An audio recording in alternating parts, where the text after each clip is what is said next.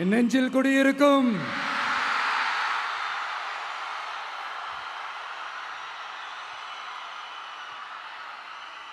தமிழக மக்கள் உங்கள் அனைவருக்கும் என்னுடைய வணக்கமும் என்னுடைய நன்றிகளும். குறிப்பா திருச்சி கிழக்கு தொகுதி மக்கள் உங்கள் அனைவருக்கும் என்னுடைய ஸ்பெஷல் வணக்கமும் ஸ்பெஷல் நன்றிகளும். இதை நான் ஏன் இப்படி சொல்றேன்னா, என்னை இப்போ பெரம்பூர் தொகுதி எம்எல்ஏன்னு தான் சொல்லுவாங்க. பட் ஆனால் அது எலெக்ஷன் கமிஷனோட அந்த சட்ட விதிகளுக்கு மட்டும்தான் அப்படி. ஆனால் என்னை பொறுத்த வரைக்கும், தமிழ்நாட்டை பொறுத்த வரைக்கும், தமிழ்நாட்டுக்கு எப்படி திருச்சி ஒரு இதயம் மாதிரியோ, அந்த மாதிரி என்னோட இதயத்துக்கு திருச்சி கிழக்கு தொகுதி மக்களும் ரொம்ப ரொம்ப ரொம்ப க்ளோஸ் தான். அதில் எந்த மாற்றமும் கிடையாது. சரிங்களா?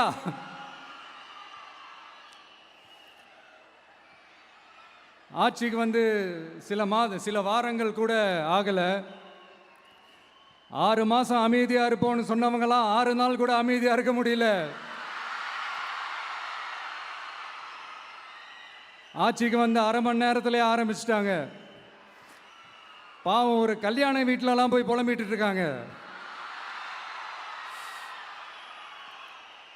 நான் சொன்னதெல்லாம் நடக்குதா? 1 by 1 எல்லா புலம்பல்ஸும். அது மாதிரி இத்தனை வருஷமா மாற்றி மாற்றி உங்களை ஏமாத்திக்கிட்டு இருந்த இந்த 2 பேரையும் வேண்டாம்னு சொல்லி ஒதுக்கிட்டு உங்களுக்காக உண்மையா உழைக்க வந்த உங்க விஜய, உங்க அண்ணனை, உங்க தம்பிய முதல் அமைச்சரா இல்ல முதல் சேவகனா ஆக்கியிருக்கிறீங்க. தலை வணங்கி ஒட்டுமொத்த தமிழக மக்களுக்கும் இந்த நேரத்தில் என்னுடைய நன்றியை தெரிவிச்சுக்கிறேன். இந்த நேரத்தில் எங்களுக்கு ஆதரவு தெரிவித்த அத்தனை இயக்கங்களுக்கும், அத்தனை இயக்கத்தின் தலைவர்களுக்கும் மீண்டும் என்னுடைய நன்றியை தெரிவிச்சுக்கிறேன்.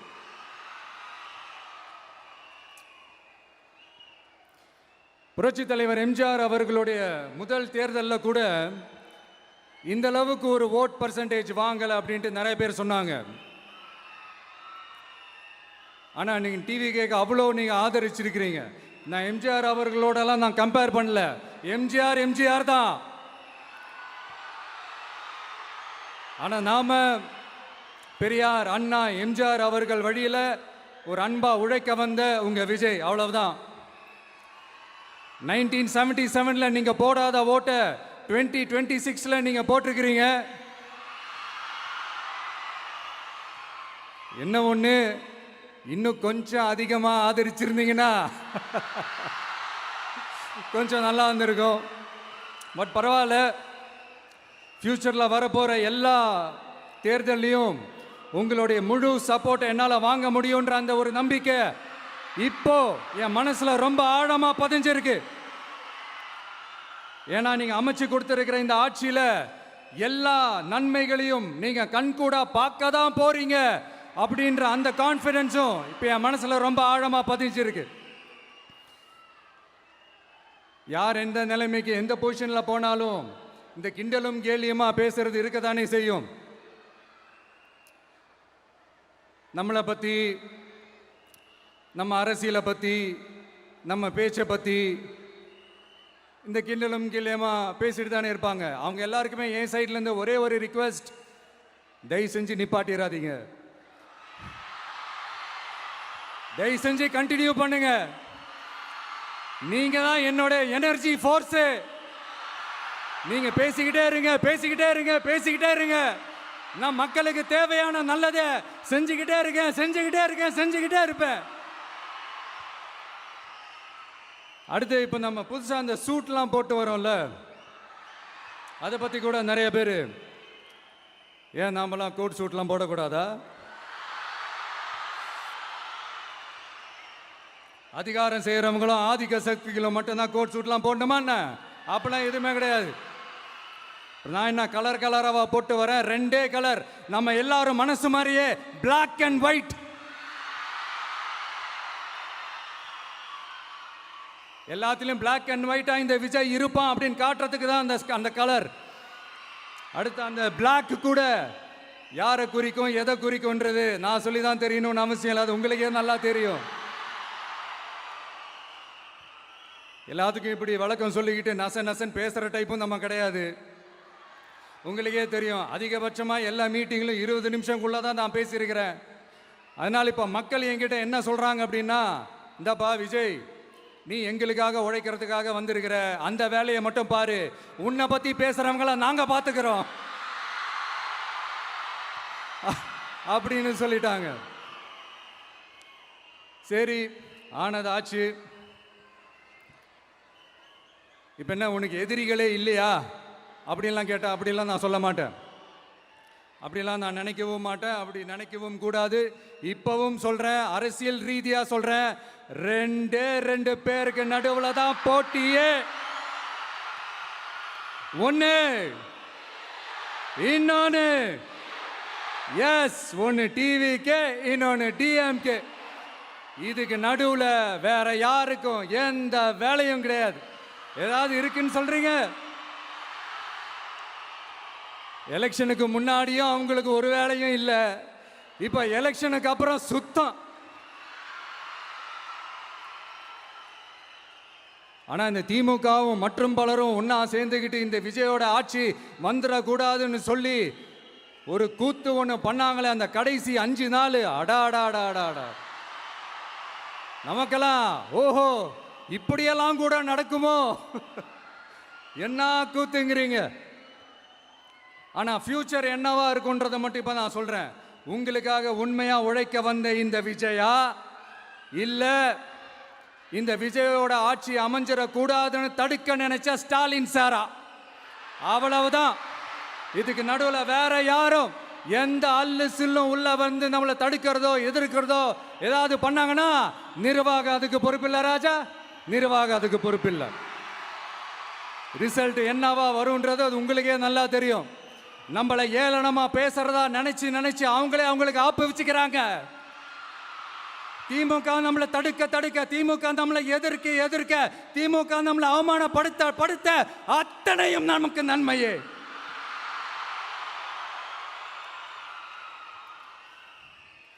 ஒன்று கவனிச்சிங்களா மக்களே, நம்ம ஆட்சிக்கு வந்ததுக்கு அப்புறம் ஒரு விஷயம் ஒன்று நடந்துகிட்டு இருக்கு. இது இந்த ஜென்சி தலைமுறையை அட்ராக்ட் பண்ணுறதுக்காக இங்கிலீஷ் தமிழ் கலந்த அறிக்கை, அது சொல்ல வந்த நினைச்சிங்களா? அந்த காமெடியெல்லாம் கிடையாது. அடுத்து இந்த ரியாலிட்டியை மறந்துட்டு இந்த ரீல்ஸ் போடுறது, அது சொல்ல வந்தீங்களா? அந்த காமெடியும் கிடையாது. இது சீரியஸாக ஒரு விஷயம் நடந்துக்கிட்டு இருக்கு. முன்னெல்லாம் சட்டசபையில் யார் பேசுனா நமக்கு என்ன, யார் அடிச்சுக்கிட்டா நமக்கு என்னன்னு இருந்த கூட்டம்லாம் இப்போ சட்டசபையில் என்ன நடக்குது, என்ன பேசிக்கிறாங்கன்றது ரொம்ப உன்னிப்பாக கவனிக்கிறாங்க. கவனிச்சிங்களா? திமுக ஸ்டைல்லையே சொல்லணும்னா ரீல்ஸ் போட்ட கூட்டம்லாம் இப்போ நியூஸ் பார்த்துக்கிட்டு இருக்கிறாங்க. அதில் நமக்கு சந்தோஷம்தான், பெருமை தான். நம்மளுடைய யங்ஸ்டர்ஸ், நம்ம பெண்கள் எல்லாம் அந்த அரசியல் என்னன்னு தெரிஞ்சுக்கணும், அந்த அரசியல் என்னன்னு புரிஞ்சுக்கணும்னு அப்படி ஒரு விழிப்புணர்வு ஏற்பட்டிருக்கு. அதில் எங்களுக்கு சந்தோஷம்தான். இதெல்லாம் யாரால நடந்திருக்கின்றது நான் சொல்லி தான் உங்களுக்கு தெரியணும்னு அவசியம் இல்லை, அது உங்களுக்கே நல்லா தெரியும். இப்படிப்பட்ட நம்ம தெய்வங்களை, இப்படிப்பட்ட நம்ம மக்களை தற்குறின்றது இன்னமும் சொல்லிக்கிட்டு இருக்கிறாங்க. நான் காஞ்சிபுரத்தில் சொன்னதை தான் இங்கே நான் திரும்பவும் ரிப்பீட் பண்ணுறேன். நீங்கள் தற்குறின்னு சொன்னீங்களே, அவங்க தான் உங்களோட அரசியல் வாழ்க்கையே ஒரு கேள்விக்குறி ஆக்கியிருக்கிறாங்க. கேள்விக்குறி ஆக்கிட்டாங்க, இன்னமும் ஆக்க போறாங்க. அன்னைக்கு நான் சொன்னப்போ சிரிச்சவங்களாம் இன்னைக்கு என்ன பண்ண போறாங்களோ. உண்மையை சொன்னாதான் அந்த கூட்டத்துக்கு கசக்குமே. உண்மையிலே நீங்க மக்கள் மனசை புரிஞ்சு வச்சிருந்தீங்கன்னா நீங்க இப்படி மக்களை தப்பாவே பேசியிருக்க மாட்டீங்க. அது என்ன, அப்புறம் அரசியல் புரிதல் இல்லாம மக்கள் நமக்கு ஓட்டு போட்டுட்டாங்களாம். இந்த கவர்ச்சியில மயங்கி மக்கள் நமக்கு ஓட்டு போட்டுட்டாங்களா? நான் என்ன, சரி விடுங்க.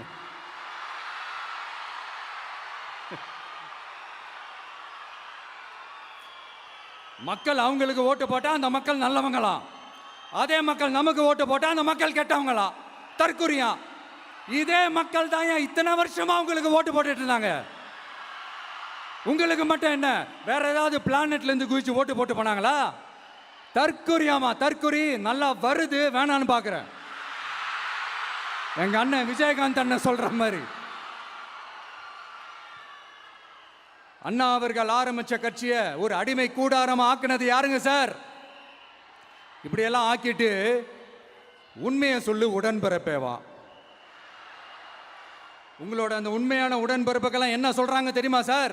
திமுக இப்படி ஆனதுக்கு காரணம், அந்த காரணத்தை வெளியிலலாம் போய் தேடாதீங்க, உங்க குடும்பத்துக்குள்ளேயே கேளுங்கிறாங்க. உங்களுக்காக மாடா உழைச்சி தேஞ்சு போய் கிடக்கிறோம். திமுக இப்படி ஆனதுக்கு காரணம் உழைக்காம சொகுசா இருக்கிற உங்க குடும்பத்துக்குள்ளேயே போய் கேளுங்கிறாங்க. ஒவ்வொரு திமுக தொண்டனும் அதை சொல்றாங்க. அதை புரிஞ்சிக்காம நம்மளையும் நம்ம மக்களையும் தப்பா பேசிக்கிட்டு, நீங்க மக்களை தப்பா பேசுனீங்கன்னா இந்த விஜய் வந்து கேள்வி கேட்பான், சும்மா இருக்க மாட்டான். இந்த விஜயும் தமிழ்நாட்டு மக்களும் வேறு வேறு இல்லை. இந்த விஜய் தான் தமிழ்நாட்டு மக்களோட ஒரு உண்மையான ஒரே பிரதிநிதி. இது இன்னைக்கும் சரி, நாளைக்கும் சரி, நாளன்னைக்கும் சரி, இதுதான் நிஜம். மறுபடியும் சொல்றேன்,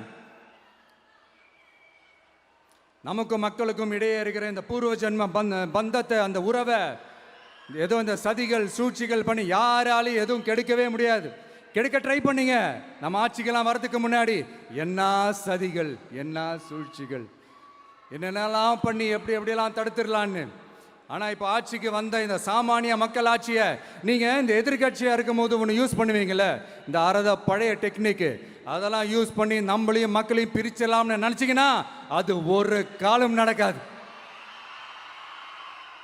மக்கள்லாம் ரொம்ப தெளிவாயிட்டாங்க சார், ரொம்ப தெளிவாயிட்டாங்க. அதனால ஒரு ஆக்கப்பூர்வமான ஒரு எதிர்கட்சியாக செயல்பட்டு மக்கள் மனசை வெல்ல பாருங்க. இந்த கடைசி லாஸ்ட் 1 மந்த்தாக நடந்த ஒரு சில விஷயங்கள் உங்ககிட்ட நான் ஷேர் பண்ணணும்னு ஆசைப்படுறேன். இந்த 200 யூனிட் மின்சாரம், கட்டணமில்லா மின்சாரம் அறிவித்தோம். அதில் ஆல்ரெடி இருந்த 100 யூனிட் திமுக கொடுத்தது கிடையாது. மேடம் ஜெயலலிதா மேடம் இருந்தப்போ செஞ்சுட்டு போனது. ஸ்டாலின் சார் பதவி போன அந்த கடுப்பில் அறிக்கையா விட்டு தள்ளிக்கிட்டு இருக்கிறாரு. என்ன பண்ணீங்க உங்களுடைய ஆட்சியில்? மக்கள் பணத்தை, டாஸ்மாக்லேருந்து அடித்த அந்த பணத்தை, ஊழல் செஞ்ச அந்த ஃபைலை க்ளோஸ் பண்ணுறதுக்கு அலையா அலைஞ்சிங்க.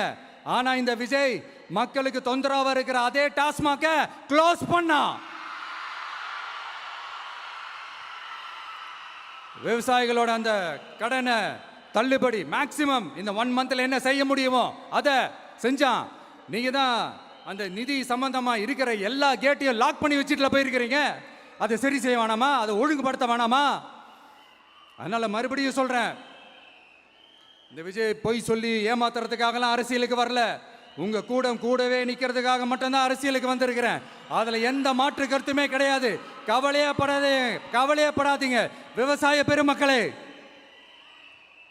அடுத்து இந்த சட்டம் ஒழுங்கு, அது சரியில்லை இது சரியில்லைன்னு சொல்லி திமுகவும் மற்றும் பலரும் மாறி மாறி கூவுறீங்க.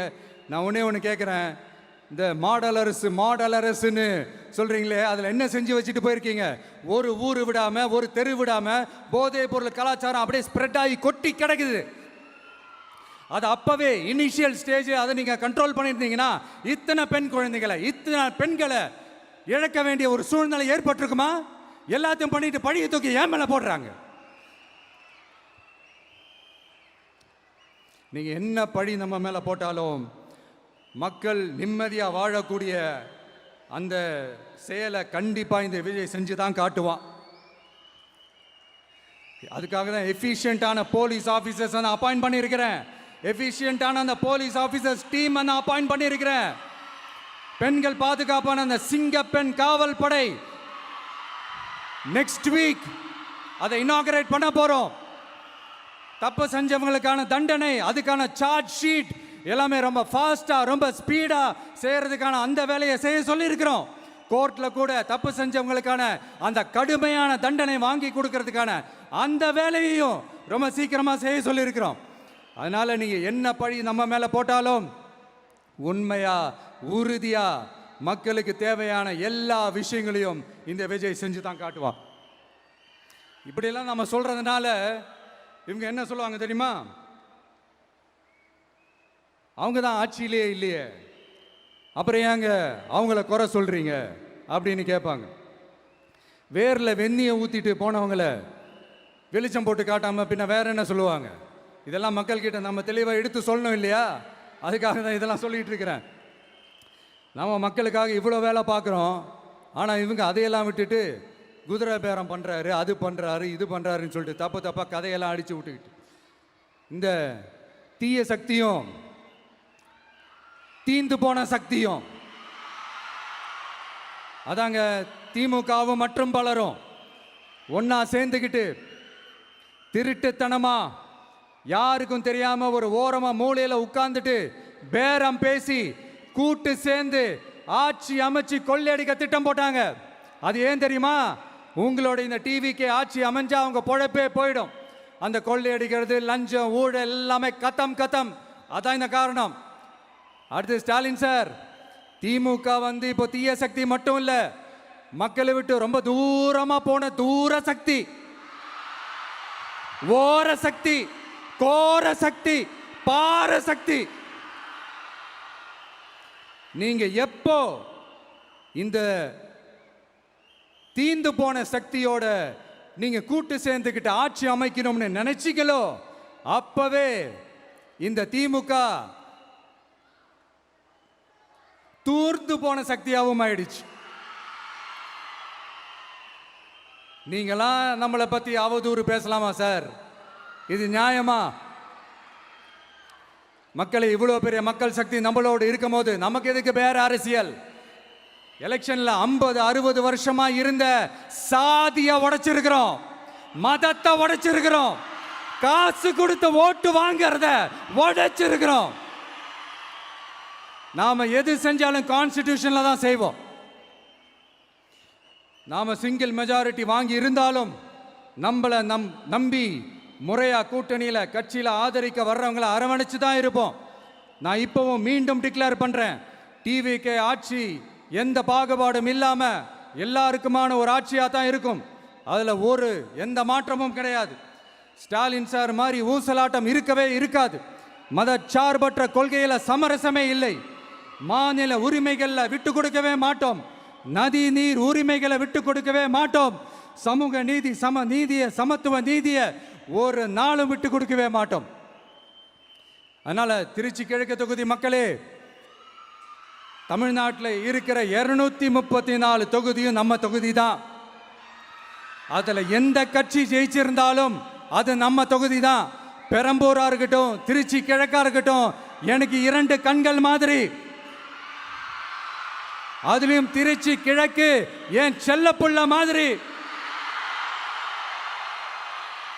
அதனால வரப்போற இடைத்தேர்தல்ல உங்க வீட்டில் இருக்கிற ஒருத்தரை உங்கள ஒருத்தரை தான் வேட்பாளரா நிக்க வைக்க போறோம். நீங்க எப்படி இந்த விஜய்க்கு ஆதரவு கொடுத்து ஓட்டு போட்டு ஜெயிக்க வச்சீங்களோ, அதே மாதிரி வரப்போற இடைத்தேர்தல்ல உங்களுடைய அந்த வேட்பாளரையும் ஜெயிக்க வைப்பீங்கன்ற அந்த ஒரு நம்பிக்கை நான் முழுமையாக தான் நம்புறேன். உங்களுக்காக உழைக்க வந்திருக்கிறேன். உங்களுக்காக எல்லா விஷயத்தையும் நான் பார்த்து செய்வேன். ஊழல் இல்லாத, லஞ்சம் இல்லாத ஒரு ஆட்சியை நான் கொடுப்பேன். I understand. ஒரே நாள் அது நடக்காததான், மேஜிக் இல்லை. பட் ஒரு நாள் அதை நான் நடக்க வைப்பேன். எனக்கு இப்ப வேற எந்த வேலையும் இல்லை உங்களுக்காக உழைக்கிறத தவிர. என் கடன் இனி என் மக்களுக்கு பணி செய்து கிடைப்பதே. மீண்டும்